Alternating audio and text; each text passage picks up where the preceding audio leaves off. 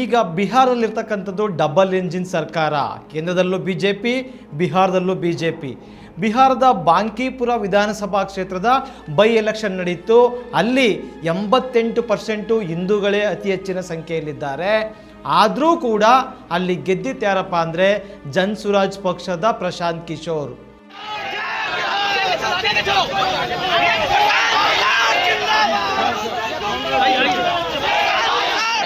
ಇದು ಹೆಂಗೆ ಸಾಧ್ಯ? ಸಾಮಾನ್ಯವಾಗಿ ಯಾವುದೇ ರಾಜ್ಯದಲ್ಲಿ ಬೈ ಎಲೆಕ್ಷನ್ಸ್ ನಡೆದ್ರೆ ಆ ರಾಜ್ಯದಲ್ಲಿ ಯಾವ ಪಕ್ಷ ಅಧಿಕಾರದಲ್ಲಿರ್ತದೋ ಆ ಪಕ್ಷದ ಅಭ್ಯರ್ಥಿಗಳೇ ಗೆಲ್ತಕ್ಕಂಥದ್ದು ಇದುವರೆಗಿನ ವಾಡಿಕೆ. ಸುಮಾರು 80% ಇದೇ ರೀತಿಯ ಫಲಿತಾಂಶ ಬಂದಿದೆ. ಆದರೆ ಬಿಹಾರದಲ್ಲಿ ಮಾತ್ರ ಪ್ರಶಾಂತ್ ಕಿಶೋರ್ ಅವರು 19,000ಕ್ಕೂ ಹೆಚ್ಚು ಮತಗಳ ಅಂತರದಿಂದ BJPಯ ನೀರಜ್ ಕುಮಾರ್ ಸಿನ್ಹಾ ವಿರುದ್ಧ ಗೆಲುವು ಸಾಧಿಸಿದ್ದಾರೆ. ಅಷ್ಟೇ ಅಲ್ಲ, ಈ ಬಾಂಕೀಪುರ ಏನಿದೆ ಇದು ಕಳೆದ 31 ವರ್ಷಗಳಿಂದಲೂ BJPಯ ಭದ್ರಕೋಟೆಯಾಗಿತ್ತು. ಅದೀಗ ಛಿದ್ರ ಆಗಿಬಿಟ್ಟಿದೆ. ಅಲ್ಲಿ ಅಷ್ಟಕ್ಕೂ ಬೈ ಎಲೆಕ್ಷನ್ ನಡೆದಿತ್ತು ಯಾಕೆ ಗೊತ್ತಾ? BJPಯ ರಾಷ್ಟ್ರೀಯ ಅಧ್ಯಕ್ಷ ನಿತಿನ್ ನವೀನ್ ರವರು ಬಾಂಕೀಪುರದಿಂದ ಗೆದ್ದು ಶಾಸಕರಾಗಿ ಸಚಿವರೂ ಆಗಿದ್ದರು. ಆದರೆ ಅವ್ರನ್ನ ರಾಷ್ಟ್ರೀಯ ಅಧ್ಯಕ್ಷ ಮಾಡಬೇಕು ಅಂತೇಳಿ ಒಬ್ಬ MLAನ ರಾಷ್ಟ್ರೀಯ ಅಧ್ಯಕ್ಷತೆ ಮಾಡೋದು ಬೇಡ ಅಂತೇಳಿ ಅವ್ರನ್ನ ರಾಜೀನಾಮೆ ಕೊಡಿಸಿ ರಾಜ್ಯಸಭೆಯಲ್ಲಿ ಅವ್ರನ್ನ ಗೆಲ್ಸ್ಕೊಂಡು ಅವ್ರನ್ನ ರಾಷ್ಟ್ರೀಯ ಅಧ್ಯಕ್ಷ ಮಾಡಿದ್ರು. ಆದರೆ ಆ ಬಾಂಕೀಪುರ ವಿಧಾನಸಭಾ ಕ್ಷೇತ್ರವೇ BJPಯಿಂದ ಇವತ್ತು ಕೈ ತಪ್ಪೋಗ್ಬಿಡ್ತು. ಇದಕ್ಕೆ ಏನು ಕಾರಣ? ಪ್ರಶಾಂತ್ ಕಿಶೋರ್ ಅವರ ಜನ್ಸುರಾಜ್ ಕೂಡ ಕಳೆದ ವಿಧಾನಸಭಾ ಚುನಾವಣೆಯಲ್ಲಿ ಹೀನಾಯವಾಗಿ ಸೋತಿತ್ತು. ಒಂದೂ ಕ್ಷೇತ್ರ ಗೆದ್ದಿರಲಿಲ್ಲ.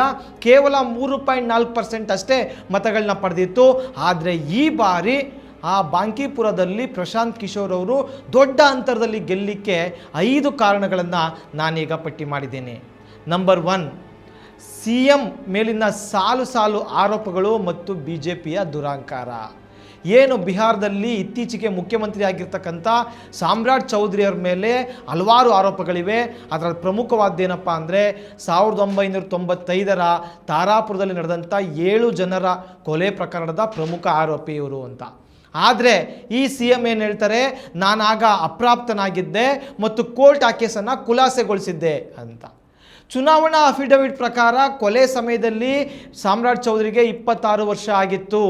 ಹಾಗಾಗಿ ಅಪ್ರಾಪ್ತ ಅಂತಕ್ಕಂಥದ್ದು ಸುಳ್ಳು ಅಂತಕ್ಕಂಥದ್ದು ವಿಪಕ್ಷಗಳ ಆರೋಪ. ಇನ್ನೊಂದು ಕಡೆ ನೋಡಿದ್ರೆ 1999ರಲ್ಲಿ ಇದೇ ಸಾಮ್ರಾಟ್ ಚೌಧರಿ ತೋಟಗಾರಿಕಾ ಸಚಿವರಾಗಿದ್ದರು. 25 ವರ್ಷ ಆಗದೇ ಒಬ್ಬ ವ್ಯಕ್ತಿ ಸಚಿವ ಆಗಲಿಕ್ಕೆ ಹೇಗೆ ಸಾಧ್ಯ ಅಂಥೇಳಿ ಅವರ ಸಚಿವ ಸ್ಥಾನವನ್ನು ವಾಪಸ್ ತಗೊಳ್ಳಲಾಗಿತ್ತು. ಇದು ಏನು ಗೊಂದಲ? ಮೂರನೇದಾಗಿ ಶಿಲ್ಪಿ ಜೈನ್ ಮತ್ತು ಗೌತಮ್ ಸಿಂಗ್ ಕೊಲೆ ಪ್ರಕರಣದಲ್ಲೂ ಕೂಡ ಇವರ ಹೆಸರಿದೆ. 100% ಶುದ್ಧ ಶ್ರೀಗಂಧ ಎಣ್ಣೆಯಿಂದ ತಯಾರಾಗಿದೆ. ಅಸಲಿ ಉತ್ತಮಿಕೆಯನ್ನು ಹೊಂದಿದೆ. ಮೈಸೂರ್ ಸ್ಯಾಂಡಲ್ ಸೋಪ್, ನನ್ನ ರಾಯಲ್ ಬ್ಯೂಟಿ ರಿಚುವಲ್. ಇಂತಹ ಒಬ್ಬ ವ್ಯಕ್ತಿಯನ್ನು ಯಾರಾದರೂ ಪ್ರಶ್ನೆ ಮಾಡಿದ್ರೆ ಅವರು ಉಡಾಫೆಯಿಂದ ಉತ್ತರಿಸ್ತಾರೆ, ಅಹಂಕಾರದಿಂದ ವರ್ತಿಸ್ತಾರೆ, ತಾನು ಹೇಳಿದ್ದೇ ಸರಿ ಅಂತಂತಾರೆ. ಇತ್ತೀಚೆಗೆ ಬಿಹಾರದಲ್ಲಿ SIR ನಡೀತು. ಆವಾಗ ಸುಮಾರು 47 ಲಕ್ಷದಷ್ಟು ಮತಗಳನ್ನ ಅಂತಿಮ ಪಟ್ಟಿಯಿಂದ ಡಿಲೀಟ್ ಮಾಡಲಾಯಿತು. ಅವರು ಯಾರಿಗೂ ಕೂಡ ಸರ್ಕಾರಿ ಸೌಲಭ್ಯಗಳನ್ನ ಕೊಡೋದಿಲ್ಲ ಮತ್ತು ಅವರ ಬ್ಯಾಂಕ್ ಅಕೌಂಟ್ನ ಕ್ಲೋಸ್ ಮಾಡಿಸ್ತೀವಿ ಅಂತ ಧಮಕಿ ಹಾಕ್ತಾರೆ ಈ ಸಾಮ್ರಾಟ್ ಚೌಧರಿ. ಇದೆಲ್ಲವೂ ಅಲ್ಲಿನ ಬಡವರಿಗೆ ಸರ್ಕಾರದ ಬಗ್ಗೆ ಒಂದು ಆತಂಕ, ಬೆದರಿಕೆಯನ್ನು ಹುಟ್ಟಿಸಿದೆ.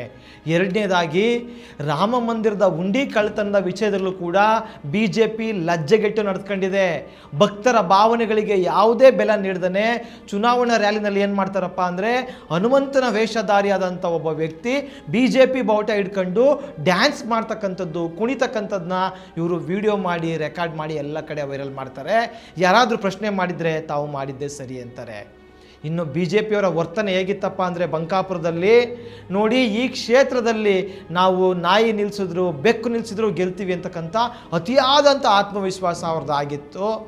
ಈ ಆತ್ಮವಿಶ್ವಾಸದ ಕಾರಣಕ್ಕಾಗಿ ಅವರು ಫಲಿತಾಂಶದ ದಿನ ಬೆಳಿಗ್ಗೆಯಿಂದನೇ ಕ್ವಿಂಟಾಲ್ ಗಂಟಲೆ ಲಡ್ಡುಗಳನ್ನ ತಯಾರು ಮಾಡ್ತಕ್ಕಂಥದ್ದು, ಸಿಹಿ ಅಂತೀವಿ ಅಂತಕ್ಕಂಥ ಅತಿರೇಕದಿಂದ ಮೆರೀತಾ ಇದ್ದರು. ಕೊನೆಗೆ ಅವ್ರಿಗೀಗ ಪಾಠ ಕಲ್ತಿದ್ದಾರೆ, ಸೋತಿದ್ದಾರೆ. ನಂಬರ್ 2, ಪ್ರಶಾಂತ್ ಕಿಶೋರ್ ನೇರವಾಗಿ ಚುನಾವಣಾ ಕಣಕ್ಕೆ ಇಳಿದಿದ್ದು. ಬಾಂಕಿಪುರ್ನಂತಹ BJP ಬಾಹುಳ್ಯದ ಕ್ಷೇತ್ರದಲ್ಲಿ ಪ್ರಶಾಂತ್ ಕಿಶೋರ್ನಂತಹ ಜನಪ್ರಿಯ ನಾಯಕರು ನೇರವಾಗಿ ಚುನಾವಣೆಗೆ ಧುಮುಕ್ತಕ್ಕಂಥದ್ದು ಅಲ್ಲಿನ ಅವರ ಪಕ್ಷದ ಮತ್ತು ಅವರ ಮತದಾರರ ಆತ್ಮವಿಶ್ವಾಸವನ್ನು ಹೆಚ್ಚು ಮಾಡ್ತದೆ. ಅವ್ರು ಇನ್ನೂ ಚೆನ್ನಾಗಿ ಕೆಲಸ ಮಾಡಲಿಕ್ಕೆ ಸಹಾಯಕ ಆಗ್ತದೆ. ಆದರೆ ಕಳೆದ ಒಂದು ಜನರಲ್ ಚುನಾವಣೆಯಲ್ಲಿ, ವಿಧಾನಸಭಾ ಚುನಾವಣೆಯಲ್ಲಿ ಪ್ರಶಾಂತ್ ಕಿಶೋರು ಸ್ಪರ್ಧೆ ಮಾಡಲಿಲ್ಲ. ಬದಲಿಗೆ 234 ಕಡೆ ತಮ್ಮ ಪಕ್ಷದ ಅಭ್ಯರ್ಥಿಗಳನ್ನ ನಿಲ್ಲಿಸಿದ್ರು. ನಾಯಕ ಯಾವತ್ತೂ ಕೂಡ ಮುಂದೆ ನಿಂತ್ಕೊಂಡು ಲೀಡ್ ಮಾಡಬೇಕು, ಇಲ್ಲ ಅಂದರೆ ಜನರಿಗೆ ವಿಶ್ವಾಸ ಬರೋದಿಲ್ಲ. ಅದೇ ಆಯಿತು. ಹಾಗಾಗಿ ಆ ಚುನಾವಣೆಯಲ್ಲಿ ಜನ್ಸುರಾಜ್ ಸೋಲ್ಬೇಕಾಯಿತು. ಆದರೆ ಈ ಬಾರಿ ನೇರವಾಗಿ ಅವರೇ ಮುಂದೆ ನಿಂತಿದ್ದರಿಂದ ಎಲ್ಲ ಜನರು ಅವ್ರ ಪರವಾಗಿ ಕೆಲಸ ಮಾಡಿದ್ರು, ಅವರಿಗೆ ಗೆಲುವು ಸಾಧ್ಯ ಆಯಿತು. ಅವರು ಚುನಾವಣೆಯ ಭಾಷಣಗಳು ಜನರ ವಿಷಯಗಳಿಗೆ ಸಂಬಂಧಿಸಿದಂತೆ ಇತ್ತು.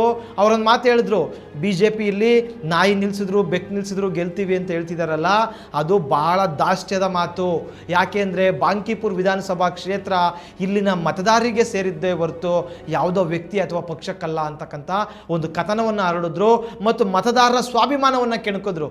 ನೋಡಿ, BJPಯವರು ಹಿಂಗೆ ಹೇಳ್ತಾ ಇದ್ದಾರೆ, ಇದನ್ನು ನೀವು ಸಹಿಸ್ಕೊತೀರಾ ಅಂತ. ಇದೆಲ್ಲ ಅವರಿಗೆ ಹೆಚ್ಚಿನ ಜನ ಬೆಂಬಲ ವ್ಯಕ್ತ ಆಯಿತು. ನಂಬರ್ 3, ಸಾಂಪ್ರದಾಯಿಕ ರಾಜಕಾರಣಕ್ಕಿಂತ ಹೊಸತನದ ರಾಜಕಾರಣಕ್ಕೆ ಪ್ರಶಾಂತ್ ಕಿಶೋರ್ ಅವರು ಒತ್ತು ಕೊಟ್ಟರು. ಅವರು ದೊಡ್ಡ ದೊಡ್ಡ ಸಭೆಗಳನ್ನ, ರ್ಯಾಲಿಗಳನ್ನ ಮಾಡೋ ಬದಲು ಸಣ್ಣ ಸಣ್ಣ ರ್ಯಾಲಿಗಳು, ಮೊಹಲ್ಲಾ ಸಭೆಗಳಿಗೆ ಒತ್ತು ಕೊಟ್ಟರು. ಶಿಕ್ಷಣ ಮತ್ತು ಉದ್ಯೋಗದ ಬಗ್ಗೆ ಹೆಚ್ಚು ಮಾತಾಡಿದ್ರು. ತಿಂಗಳುಗಳ ಕಾಲ ಅವರು ಗಲ್ಲಿನ ಸುತ್ತಿದ್ರು. ಮಳೆ ನೋಡಲಿಲ್ಲ, ಚಳಿ ನೋಡಲಿಲ್ಲ, ಅವರು ರೋಡ್ ಸರಿ ಇದೆಯಾ ಅಂತ ನೋಡಲಿಲ್ಲ, ಅದು ಗಲೀಜಿದೆಯಾ, ಬದಿ ಇದೆಯಾ, ಯಾವುದನ್ನು ನೋಡಲಿಲ್ಲ. ಅವರು ಗಲ್ಲಿ ತಿರುಗಿದ್ರು. ಮುಖ್ಯವಾಹಿನಿ ಮಾಧ್ಯಮಗಳು ಅವರನ್ನು ದೂರ ಮಾಡಿದ್ರು ಕೂಡ ಅವರು ತನ್ನದೇ ಒಂದು ಡಿಜಿಟಲ್ ಪಡೆಯನ್ನು ಕಟ್ಕೊಂಡಿದ್ರು. ಅಷ್ಟು ಮಾತ್ರ ಅಲ್ಲ, ಸುಮಾರು 200ಕ್ಕೂ ಹೆಚ್ಚು ಪೇಯ್ಡ್ ಫುಲ್ ಟೈಮ್ ಕಾರ್ಯಕರ್ತರು ಅವ್ರ ಪರ ನಿಂತಿದ್ರು. ಈ ರೀತಿಯ ಒಂದು ಸಂಘಟಿತ ಕ್ಯಾಂಪೇನ್ನಿಂದ ಅವರು ಗೆಲ್ಲಕ್ಕೆ ಸಾಧ್ಯ ಆಯಿತು. ಎಲ್ಲಕ್ಕಿಂತ ಮಿಗಿಲಾಗಿ ಜಾತಿ ಧರ್ಮದ ಮೀರಿ ಜನರ ಬದುಕಿನ ಬಗ್ಗೆ ಅವರು ಮಾತಾಡಿದ್ರು, ಕಷ್ಟಪಟ್ಟು ಕ್ಯಾಂಪೇನ್ ಮಾಡಿದ್ರು. ಇನ್ನೊಂದು ಕಡೆ ಕೇಂದ್ರ ಸರ್ಕಾರ ಏನು ತಮ್ಮ ಸಚಿವರನ್ನೇ ಅಲ್ಲಿ ನಿಲ್ಲಿಸ್ತು, ಮುಖ್ಯಮಂತ್ರಿನೇ ಹೋಗಿ ಪ್ರಚಾರ ಮಾಡಿದ್ರು. ಇನ್ನು ನಿತಿನ್ ನವೀನ್ ತನ್ನದೇ ಸೀಟ್ ಅಂತೇಳಿ ಹೋಗಿ ಪ್ರಚಾರ ಮಾಡಿದ್ರು, ಹಣದ ಹೊಳೆಯನ್ನೇ ಒರೆಸಿದ್ರು. ಆದರೆ ಅದೆಲ್ಲವೂ ಜನರಿಗೆ ಒಂದು ಅಹಂಕಾರವಾಗಿ ಕಾಣ್ತು, ಏಸಿಗೆ ಅನ್ನಿಸ್ತು. ಹಾಗಾಗಿ ಅವರು ಅವರ ವಿರುದ್ಧ ಮತವನ್ನು ಚಲಾಯಿಸಿದ್ರು. ಕೇವಲ 34% ಅಷ್ಟೇ ಮತದಾನ ಆಗಿತ್ತು ಬಾಂಕಿಪುರದಲ್ಲಿ. ಅಂದರೆ 3/2 ಜನ ಮತಗಟ್ಟೆಗೆ ಬರಲಿಲ್ಲ. ಇನ್ನೊಂದು ಕಡೆ RJD ಕೂಡ ಪೂರ್ಣ ಪ್ರಮಾಣದಲ್ಲಿ ಕ್ಯಾಂಪೇನ್ ಮಾಡಲಿಲ್ಲ. ಹೊಸತನದಿಂದ ಮುನ್ನುಗ್ಗಿದಂಥ ಪ್ರಶಾಂತ್ ಕಿಶೋರ್ ಗೆಲುವನ್ನು ಕಂಡರು. 4ನೇ ಕಾರಣ, ನಿತೀಶ್ ಕುಮಾರ್ ಅವರನ್ನು ಹಿಂದಕ್ಕೆ ಸರಿಸಿದ BJPಯ ಒಂದು ಏನಿದೆ ಅದಕ್ಕೆ ಪಾಠ ಸಿಕ್ಕಿದೆ. ಯಾಕೆ ಅಂದರೆ BJP ಅಲ್ಲಿ ತಾನು ಅಧಿಕಾರ ಹಿಡಿಬೇಕು ಅಂತ ಭಾಳ ವರ್ಷಗಳಿಂದ ನೇರವಾಗಿ ತಮ್ಮದೇ CM ಆಗಬೇಕು ಅಂತ ಪ್ರಯತ್ನ ಪಡ್ತಾಯಿತ್ತು. ಅದು ಸಾಧ್ಯ ಆಗಿರಲಿಲ್ಲ. ಯಾಕೆಂದರೆ BJP ಏನೇ ಮಾಡಿದ್ರೂ ಕೂಡ ಬಿಹಾರದ್ದು ಒಂದು ವೈಬ್ರೆಂಟ್ ರಾಜಕಾರಣ ಆಗಿತ್ತು. ಅಲ್ಲಿ ಅಚ್ಚರಿಗಳು ಅವಾಗವಾಗ ನಡೀತಾ ಇತ್ತು. JPಯಿಂದ ಹಿಡಿದು ಲಾಲೂಯಿಂದ ಹಿಡಿದು ಇತ್ತೀಚಿನ ನಿತೀಶ್ ಕುಮಾರ್ ಅವರೆಗೂ ಕೂಡ ಘಟಾನುಘಟಿಗಳು ಅಲ್ಲಿ ಅಧಿಕಾರ ನಡೆಸಿದ್ರು. ಆದರೆ ನಿತೀಶ್ ಕುಮಾರ್ ಅವರನ್ನು BJP ನಡೆಸ್ಕೊಂಡ ರೀತಿ ಜನರಿಗೆ ಅಸಮಾಧಾನ ಹುಟ್ಟಿಸಿತ್ತು. ಅವರನ್ನು 6 ತಿಂಗಳು ಮಾತ್ರ CM ಮಾಡಿದ್ರು, ನಂತರ ಒತ್ತಾಯದಿಂದ ಕೆಳಗಿಳಿಸಿ ರಾಜ್ಯಸಭೆಗೆ ಕಳಿಸಿದ್ರು. ಯಾಕೆಂದರೆ ಸಾಮ್ರಾಟ್ ಚೌಧರಿನ ಇವರು ಏಕಾಏಕಿ CM ಮಾಡಬೇಕಿತ್ತು. ಇದೆಲ್ಲದರ ಪರಿಣಾಮ ಜನರಲ್ಲಿ ಒಂದು ಆಕ್ರೋಶ ಮುಡುಗಟ್ಟಿತ್ತಲ್ಲ, ಈ ಸರ್ವಾಧಿಕಾರಿ ಮನೋಭಾವದ ವಿರುದ್ಧ ಅವರೆಲ್ಲರೂ ಕೂಡ ಓಟಾಗಿ ಮಾಡಿದ್ರು. 5ನೇ ಕಾರಣ, ವಿದ್ಯಾರ್ಥಿಗಳ ಪ್ರತಿಭಟನೆ ಮತ್ತು ಜೆನ್ಸಿಗಳ ಪ್ರತಿರೋಧ ಇದೆಯಲ್ಲ, ಇದು ದೊಡ್ಡ ಮಟ್ಟದಲ್ಲಿ ಪರಿಣಾಮವನ್ನು ಬೀರ್ತು. ಬಿಹಾರದಲ್ಲಿ ನಿರುದ್ಯೋಗ ಅತಿ ದೊಡ್ಡ ಮಟ್ಟದಲ್ಲಿದೆ. ನೇಮಕಾತಿಗಳು ನಡೀತಾ ಇಲ್ಲ, ಪ್ರಶ್ನೆ ಪತ್ರಿಕೆಗಳು ಸೋರಿಕೆ ಆಗ್ತಾ ಇವೆ, ಅಕ್ರಮಗಳು ನಡೀತಾ ಇವೆ. ಹಾಗಾಗಿ ಅಲ್ಲಿನ ವಿದ್ಯಾರ್ಥಿಗಳಿಗೆ ಒಂದು ಆಕ್ರೋಶ ಇತ್ತು. ಅದೇ ಸಂದರ್ಭಕ್ಕೆ ನೀಟ್ ಪ್ರಶ್ನೆ ಪತ್ರಿಕೆ ಸೋರಿಕೆ ಆದಾಗ ಅದರ ವಿರುದ್ಧ ದೊಡ್ಡ ಹೋರಾಟ ಭುಗಿಲೇಳ್ತು. ಜುಲೈ 25ನೇ ತಾರೀಕು ಬಿಹಾರ್ ಬಂದ್ಗೆ ಕರೆ ಕೊಡಲಾಯಿತು. ಆದರೆ ಶಾಂತಿಯುತವಾಗಿ ಹೋರಾಟ ಮಾಡ್ತಿದ್ದಂಥ ವಿದ್ಯಾರ್ಥಿಗಳ ಮೇಲೆ ಬಿಹಾರ ಸರ್ಕಾರ ಅಮಾನುಷವಾಗಿ ವರ್ತಿಸಿತು, ಲಾಠಿ ಚಾರ್ಜ್ ಮಾಡ್ತು, ಹಿಂಸಾಚಾರ ಮಾಡ್ತು. ಇದರಿಂದ ಬಹುತೇಕರಿಗೆ ಸರ್ಕಾರದ ಮೇಲೆ ಒಂದು ಅಸಮಾಧಾನ ಉಂಟಾಯಿತು. ನೋಡಿ, ನೀಟ್ ಅಂತಕ್ಕಂಥ ವಿಷಯ ಏನಿದೆ, ಇದು ಬಡವರ ಇಶ್ಯೂಗಿಂತ ಹೆಚ್ಚಾಗಿ ಮಧ್ಯಮ ವರ್ಗ ಮತ್ತು ಅದಕ್ಕಿಂತ ಮೇಲಿನ ವರ್ಗದವರ ಒಂದು ಇಶ್ಯೂ ಆಗಿತ್ತು. ಅವರೆಲ್ಲರೂ BJPಯ ಕೋರ್ ವೋಟರ್ಸ್ ಆಗಿದ್ದರು. ಅವರೆಲ್ಲರೂ ಕೂಡ ಇನ್ನೊಂದು ಬಾರಿ BJP ಬಗ್ಗೆ ಯೋಚನೆ ಮಾಡೋ ರೀತಿಯಲ್ಲಿ ಈ ಪೊಲೀಸು ಸರ್ಕಾರ ಆ ವಿದ್ಯಾರ್ಥಿಗಳ ಜೊತೆ ನಡ್ಕೊಳ್ತು. ಮತ್ತು ಈ ಜೆನ್ಜಿ ಮಕ್ಕಳಿದಾರಲ್ಲ, ಇವ್ರಿಗೇನಪ್ಪ ಅಂತಂದರೆ ಇವ್ರಿಗೆ ಧರ್ಮದ್ವೇಷ ಅನ್ನೋದು ಗೊತ್ತಿಲ್ಲ, ಇಸ್ಲಾಮೋಫೋಬಿಯಾ ಗೊತ್ತಿಲ್ಲ, ಜಾತಿ ಧರ್ಮ ಎಲ್ಲದಕ್ಕಿಂತ ಮುಖ್ಯವಾಗಿ ಅವ್ರಿಗೆ ಶಿಕ್ಷಣ ಬೇಕು, ಉದ್ಯೋಗ ಬೇಕು, ತಮ್ಮ ಫ್ಯೂಚರ್ ಬೇಕಿತ್ತು. ಹಾಗಾಗಿ ಆ ವಿದ್ಯಾರ್ಥಿಗಳು ಮತ್ತು ಅವರ ಪೋಷಕರ ಮತಗಳು ಕೂಡ BJP ವಿರುದ್ಧ ಬಿದ್ದಿರೋದ್ರಲ್ಲಿ ಆಶ್ಚರ್ಯ ಇಲ್ಲ. ಹಾಗಾಗಿ ಇಲ್ಲಿ BJP ನೆಲ ಕಚ್ಚಿತು. BJPಗೆ ಜಾಸ್ತಿ ನೋವಾಗಿರೋದೇನು ಗೊತ್ತಾ? ಪ್ರಶಾಂತ್ ಕಿಶೋರ್ ಗೆದ್ದ ನಂತರ ಒಂದು ಮಾತಾಡಿದ್ರು, ನಾನು ರಾತ್ರೋರಾತ್ರಿ ಬಂಕಾಪುರವನ್ನು ಬೆಂಗಳೂರು ಮಾಡಲು ಸಾಧ್ಯವಿಲ್ಲ, ನನ್ನ ಕೈಲಾದಷ್ಟು ಕೆಲಸ ಮಾಡ್ತೀನಿ ಅಂತ ಪರೋಕ್ಷವಾಗಿ BJPಗೆ ಟಾಂಗ್ ಕೊಟ್ಟರು. ಅಂದರೆ ಅವರು ಏನು ಬೇಕು ಅಂತಲೇ ಕಾಂಗ್ರೆಸ್ ಆಡಳಿತವಿರ್ತಕ್ಕಂಥ ರಾಜ್ಯದ ಬೆಂಗಳೂರನ್ನು ಅಭಿವೃದ್ಧಿಗೆ ಉದಾಹರಣೆಯಾಗಿ ತಗೊಂಡ್ರೆ ಹೊರತು BJP ರಾಜ್ಯ ಯಾವುದನ್ನು ತಗೊಳ್ಳಿಲ್ಲ. ಆ ಮೂಲಕ BJP ಮತ್ತು ಮೋದಿಗೆ ನೀವು ಮಾಡ್ತಾ ಇರೋದು ಅಭಿವೃದ್ಧಿಯಲ್ಲ, ಕೇವಲ ಬೂಟಾಟಿಕೆ ಅಂತಕ್ಕಂಥ ಒಂದು ಸಂದೇಶವನ್ನು ಕೊಟ್ಟರು. ಒಟ್ಟಾರೆಯಾಗಿ ಪ್ರಶಾಂತ್ ಕಿಶೋರ್ ಅವರು ಅವರ ಇನ್ನಿಂಗ್ಸನ್ನು ಅಸಲಿಯಾಗಿ ಈಗ ಶುರು ಮಾಡಿದ್ದಾರೆ. ದೆಹಲಿನಲ್ಲಿ ಕೇಜ್ರಿವಾಲ್ ಮಾಡಿದ್ದು, ತಮಿಳುನಾಡಲ್ಲಿ ವಿಜಯ್ ಜೋಸೆಫ್ ಅವರು ಮಾಡಿದ್ದು, ನಂತರದ ಬಿಹಾರದಲ್ಲಿ ಈಗ ಪ್ರಶಾಂತ್ ಕಿಶೋರ್ ಭರವಸೆ ಹುಟ್ಟಿಸ್ತಾ ಇದ್ದಾರೆ. ಮತ್ತು ವಿದ್ಯಾರ್ಥಿ ಹೋರಾಟದ ನಂತರ ನಡೆದಂಥ ಮೊದಲ ಉಪಚುನಾವಣೆಯ 3 ಕ್ಷೇತ್ರಗಳಲ್ಲಿ BJP 2 ಕಡೆ ಸೋಲು ಕಂಡಿದೆ. ಅದೂ ಕೂಡ ಅವರು ಆಡಳಿತವಿರ್ತಕ್ಕಂಥ ರಾಜ್ಯದಲ್ಲಿ ಅವರು ಸೋಲನ್ನು ಕಂಡಿದ್ದಾರೆ.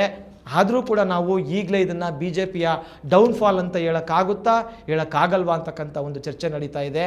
ಆದರೆ ಜನ BJPಯಿಂದ ಬೇಸತ್ತಿದ್ದಾರೆ ಅಂತ ಮಾತ್ರ ಹೇಳಲಿಕ್ಕೆ ನಮಗೆ ಹಲವಾರು ಉದಾಹರಣೆಗಳು ಸಿಗ್ತವೆ. ನೀವೇನು ಹೇಳ್ತೀರಿ ಅಂತಕ್ಕಂಥದ್ದನ್ನ ಕಮೆಂಟ್ ಮಾಡಿ ತಿಳಿಸಿ. ಧನ್ಯವಾದಗಳು. ಮತ್ತಷ್ಟು ವಿಶೇಷ ವಿಡಿಯೋಗಳನ್ನು ನೋಡಲು ಮತ್ತು ಹೊಸ ವಿಡಿಯೋಗಳ ಬಗ್ಗೆ ತಿಳಿಯಲು ಈ ದಿನ .com ಯೂಟ್ಯೂಬ್ ಚಾನೆಲ್ ಸಬ್ಸ್ಕ್ರೈಬ್ ಮಾಡಿ ಮತ್ತು ಬೆಲ್ ಐಕಾನ್ ಕ್ಲಿಕ್ ಮಾಡಿ.